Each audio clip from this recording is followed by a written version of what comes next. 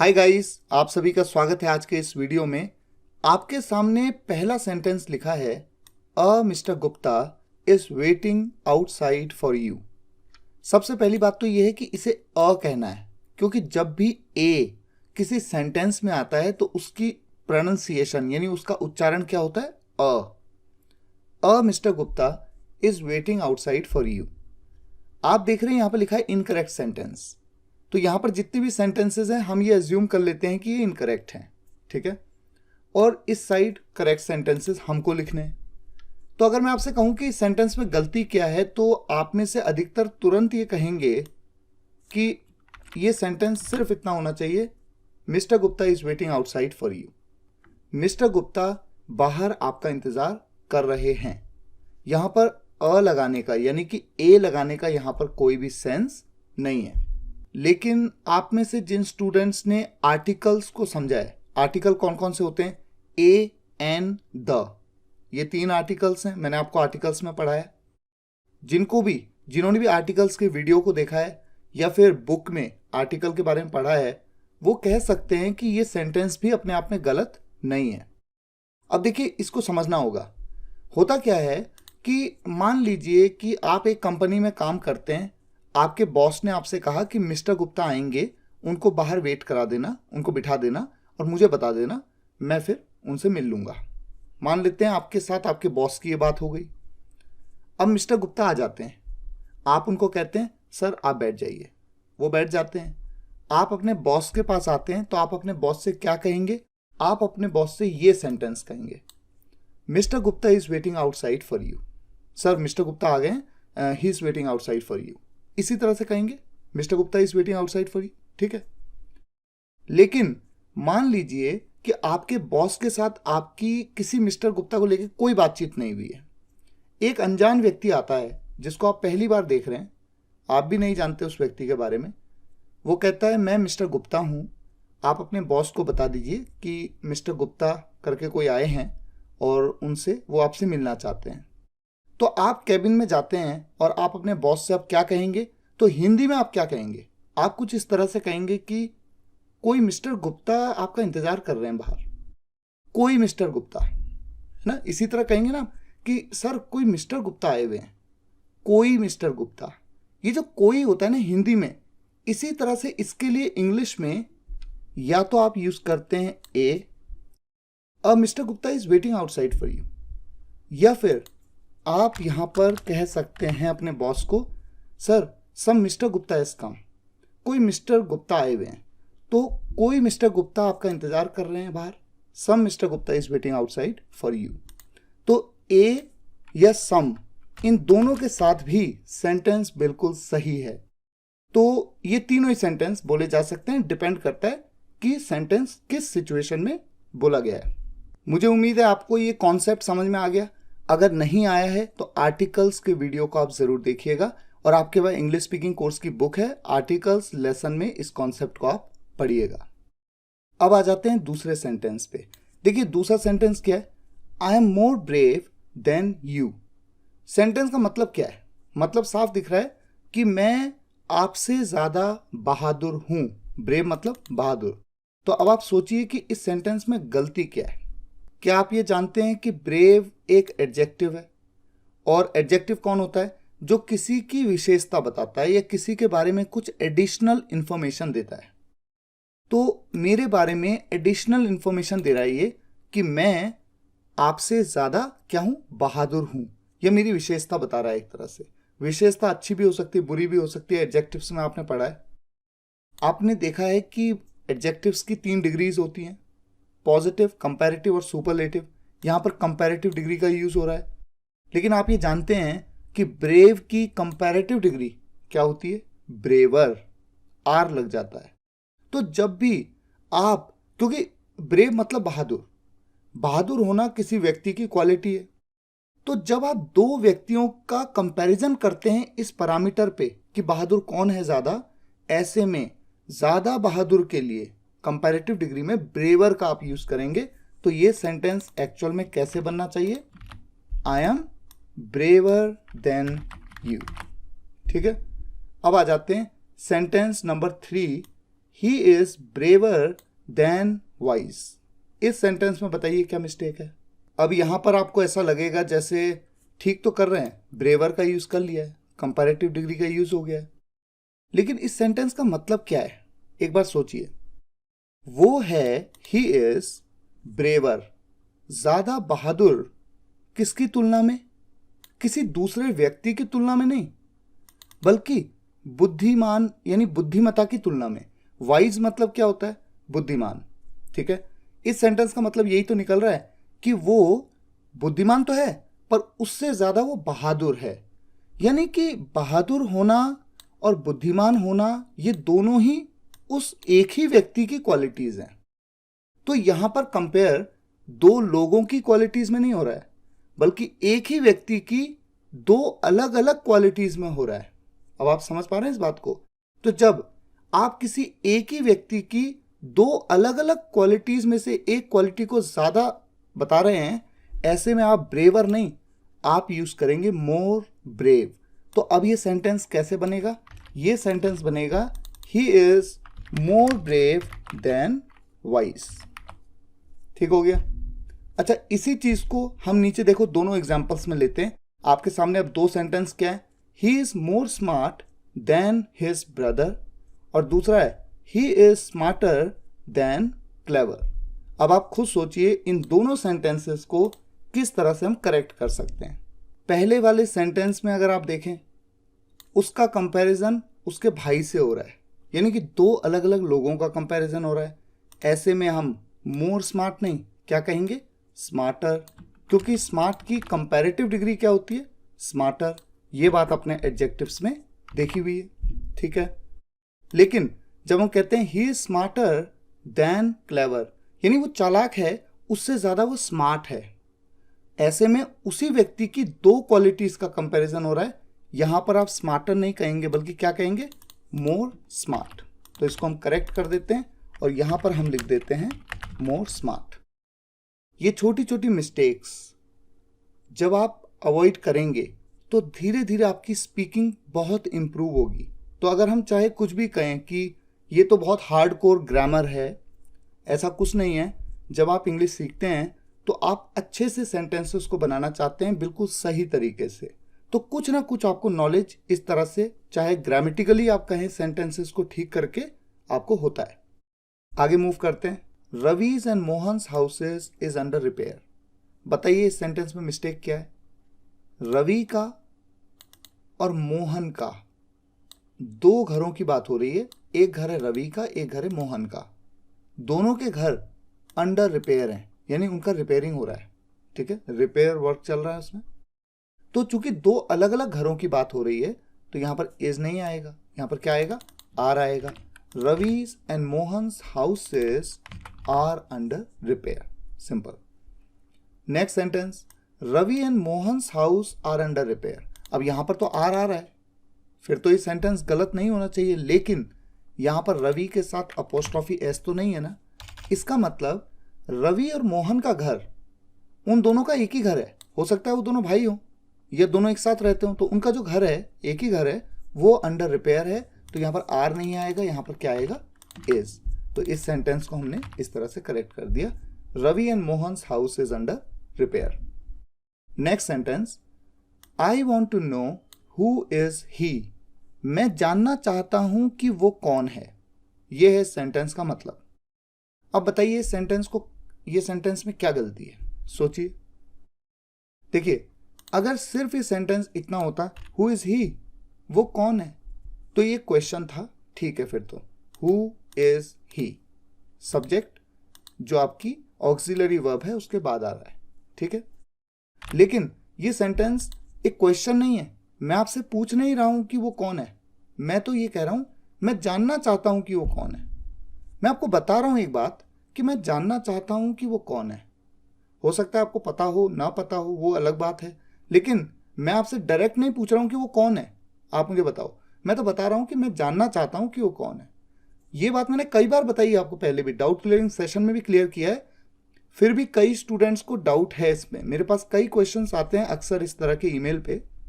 तो ऐसे केसेस में जहां पर ये क्वेश्चन नहीं है, बल्कि मैं तो आपको बता रहा हूं कि मैं जानना चाहता हूं कि वो कौन है, ऐसे में एक तो क्वेश्चन मार्क नहीं हो सकता क्योंकि ये क्वेश्चन नहीं है, और दूसरा ऑक्सिलरी वर्ब सब्जेक्ट के बाद आएगी ना कि पहले। I want to know who he is, इस तरह से ये सेंटेंस हो जाएगा करेक्ट। तो इसको हम यहाँ पर करेक्ट करके लिख देते हैं, ठीक है, हु ही इज। एक तो ये बात हो गई। Next sentence, he told me who was that man, उसने मुझे बताया वो आदमी कौन था। वो आदमी कौन था ये बात उसने मुझे बताई। ये है सेंटेंस। बताइए इस सेंटेंस में क्या मिस्टेक है। इस सेंटेंस में भी सेम वही बात है। यहां पर मैं आपसे ये नहीं पूछ रहा हूं कि हु वाज दैट मैन। अगर मैं सिर्फ इतना कहूं हु वाज दैट मैन, वो आदमी कौन है, तो आप मुझे बताएंगे कि that man is the brother of that guy, जो भी कुछ है, ठीक है। लेकिन यहां पर देखिए, मैं सिर्फ आपको बता रहा हूं एक बात। मैं आपको क्या बात बता रहा हूं, ही टोल्ड मी, उसने मुझे बताया कि वो आदमी कौन था। उसने मुझे बताया था ये बात, ये मैं बता रहा हूं इस सेंटेंस में। तो मैं आपको कुछ बता रहा हूं, पूछ नहीं रहा हूं।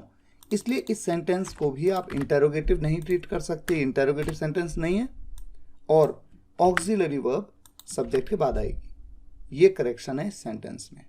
Next sentence, I found 2 here in that vegetable, मुझे उस सब्जी में 2 बाल मिले। किस तरह से आप इसको करेक्ट कर सकते हैं। एक बाल की बात तो नहीं हो रही, एक से ज़्यादा बाल की बात हो रही है। तो क्या करें, हेयर का प्लूरल यूज़ कर लें, हेयर्स। कैसा रहेगा ये, ठीक है। I found 2 hairs in that vegetable. हालांकि इस तरह से भी कुछ कहते हैं, लेकिन बेहतर होगा कि आप बाल को, आप जब कहते हैं ना 2 बाल, 3 बाल, 4 बाल, तो आप कहिए 2 strands ऑफ हेयर। इस तरह से स्ट्रैंड, एक बाल को, हर एक बाल को एक स्ट्रैंड कहते हैं, ठीक है। I found 2 strands of here in that vegetable. Next, of the 2 he is the best. इस सेंटेंस का क्या मतलब है और कब यूज किया जाता है। मान लीजिए 2 लोग हैं, एक है रवि, एक है राहुल। आप राहुल की तरफ देख के कहते हैं ऑफ द 2, उन दोनों में से ही इज द बेस्ट, वो ज्यादा अच्छा है। 2 में से वो ज्यादा अच्छा है। क्या सेंटेंस में कमी है इस सेंटेंस में। जब भी हम 2 लोगों का कंपैरिजन करें तो बेस्ट नहीं, आप कहेंगे बेटर। हमेशा ये ध्यान रखना है। तो ये करेक्शन है। और देखिए, बेटर से पहले द नहीं यूज कर सकते ना। कंपैरेटिव डिग्री से पहले द नहीं यूज होता, सुपरलेटिव डिग्री से पहले द का यूज किया जाता है। Of the 2 he is better. Next sentence, of the 3 is better. इस सेंटेंस में भी क्या गलती दिख रही है आपको। जब भी 3 लोगों की बात हो रही है और उनमें से किसी एक को सबसे अच्छा कहा जा रहा है, ऐसे में आप बेटर नहीं, आप यूज करेंगे best. He is the best. और आप जानते हैं बेस्ट क्या है, गुड की सुपरलेटिव डिग्री। सुपरलेटिव डिग्री से जस्ट पहले कौन सा आर्टिकल यूज होता है, the. Of the 3 he is the best. Next sentence, since morning she is studying. सुबह से वो पढ़ रही है। क्या मिस्टेक है इस सेंटेंस में, बताइए किस तरह से करेक्ट करेंगे। जब भी आप समय के साथ से कहते हैं, सिंस मॉर्निंग, सुबह से, तो समय के साथ से आ गया, तो इज का यूज आप नहीं करेंगे। आप किसका यूज करेंगे, हैज बीन।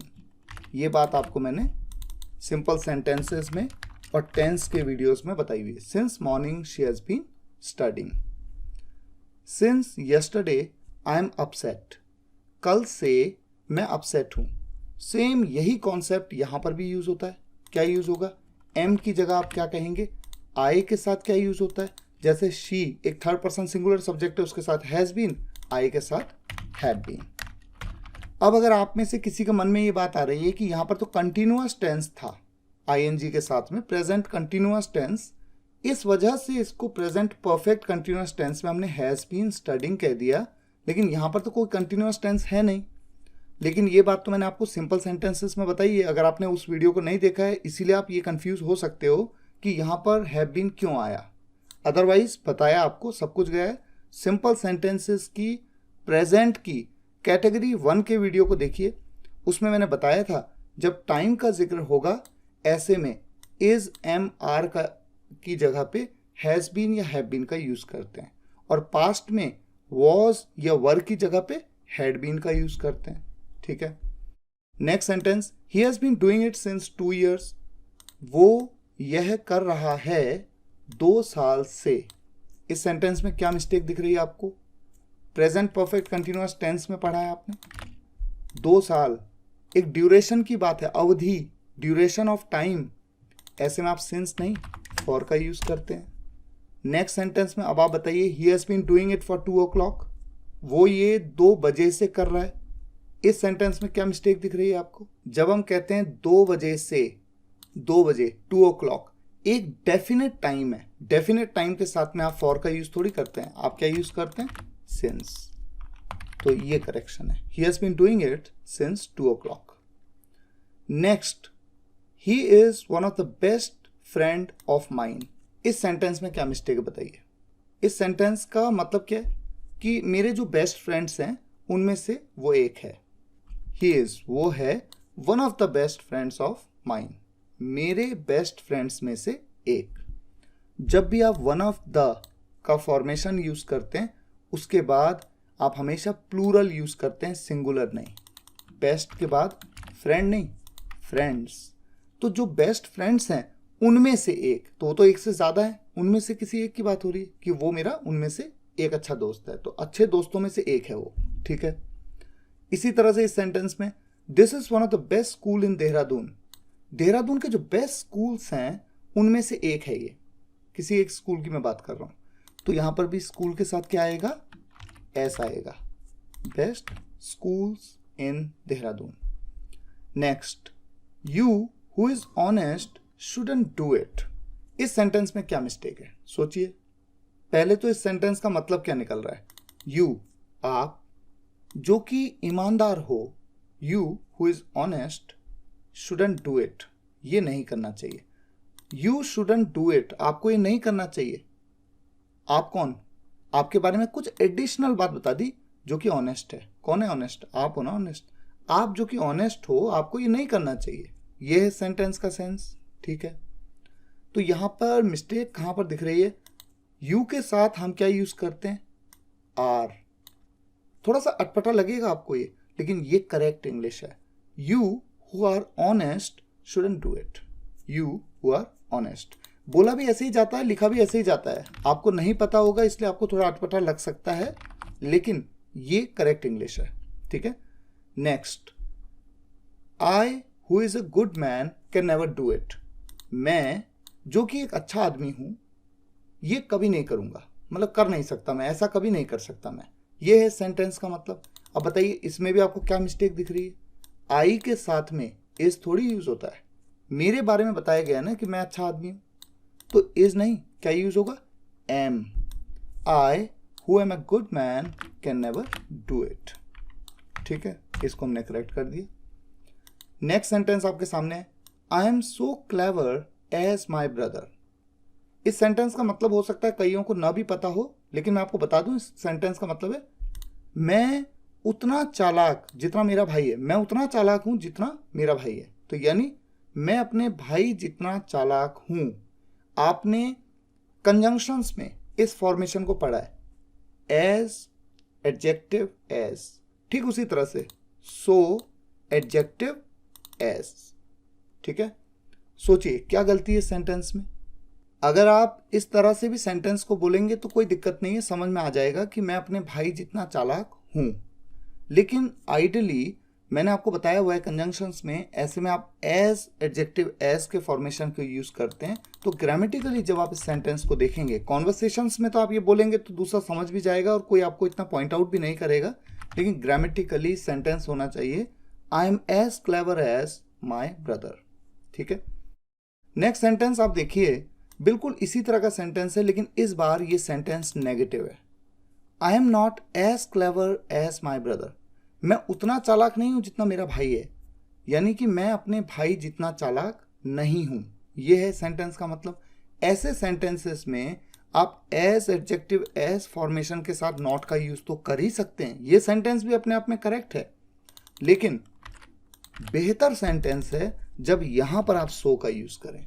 तो यहां पर आपका फॉर्मेशन नेगेटिव सेंटेंस में क्या हो गया? So, adjective, as.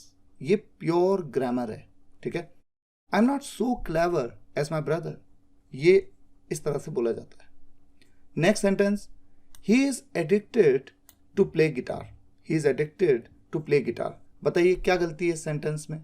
सबसे पहले तो इस सेंटेंस का मतलब क्या है, वो है एडिक्टेड यानी आदी, वो आदी है, उसे आदत है, बहुत ज़्यादा आदत है उसको किस चीज़ की, टू प्ले गिटार, गिटार बजाने की। ठीक है, एडिक्टेड टू के साथ जो भी वर्ब आती है हमेशा आईएनजी फॉर्म में आती है, ये बात मैंने आपको जेरंड की वीडियो में बताई है। तो यहाँ पर सेंटेंस को करेक्ट कैसे किया जाएगा, he is addicted to playing guitar. एक तो ये बात हो गई। और देखिए इसी तरह का सेंटेंस ये भी तो हो सकता था अगर मैं कहूँ he is addicted to drive cars, उसको कार चलाने का बहुत शौक है, दिन भर वो कार ही चलाता रहता है, ही इज एडिक्टेड। ठीक है, तो ऐसे में he is addicted to drive cars की जगह पे क्या कहना चाहिए फिर मुझे, he is addicted to driving cars, क्योंकि ड्राइव के साथ भी आईएनजी लगेगा। हमेशा जो भी वर्ब ऑब्जेक्टिव पार्ट में आ रही है एडिक्टेड टू के साथ में, वो हमेशा आईएनजी फॉर्म में आनी चाहिए। Next sentence, all boys are naughty. इस सेंटेंस को आप करेक्ट करिए, सोचिए क्या गलती हो रही है इस सेंटेंस में। सबसे पहले तो इस सेंटेंस का मतलब क्या है, सभी लड़के शरारती हैं, नॉटी हैं। अगर आपको याद हो तो आर्टिकल्स के वीडियो में मैंने आपको बताया था कि ऑल के बाद द का यूज किया जाता है, उसके बाद एक प्लूरल नाउन यूज किया जाता है। ये बात आपको मैंने आर्टिकल्स में बताई हुई है, और ये बात मैंने आपको सब्जेक्ट वर्ब अग्रीमेंट के वीडियो में भी बताई थी। All the boys are naughty. अब आपके सामने दो सेंटेंस हैं, Ravi is more bad than his brother, Ravi अपने भाई से ज्यादा बुरा है, और दूसरा इट्स कलर इज ब्लैक, इसका रंग काला है। कोई भी चीज है उसका रंग काला है, मैं उसके बारे में बोल रहा हूं, इट्स कलर इज ब्लैक। आपको इन दोनों सेंटेंसेस को करेक्ट करना है और करेक्ट करके इस वीडियो के कमेंट्स में लिखना है। मुझे उम्मीद है आपको ये वीडियो लेक्चर पसंद आया होगा। पसंद आया हो तो वीडियो को लाइक और शेयर जरूर करिएगा, कमेंट्स में बताइएगा कैसा लगा। मिलते हैं नेक्स्ट वीडियो लेक्चर में, तब तक के लिए टेक केयर, गुड बाय।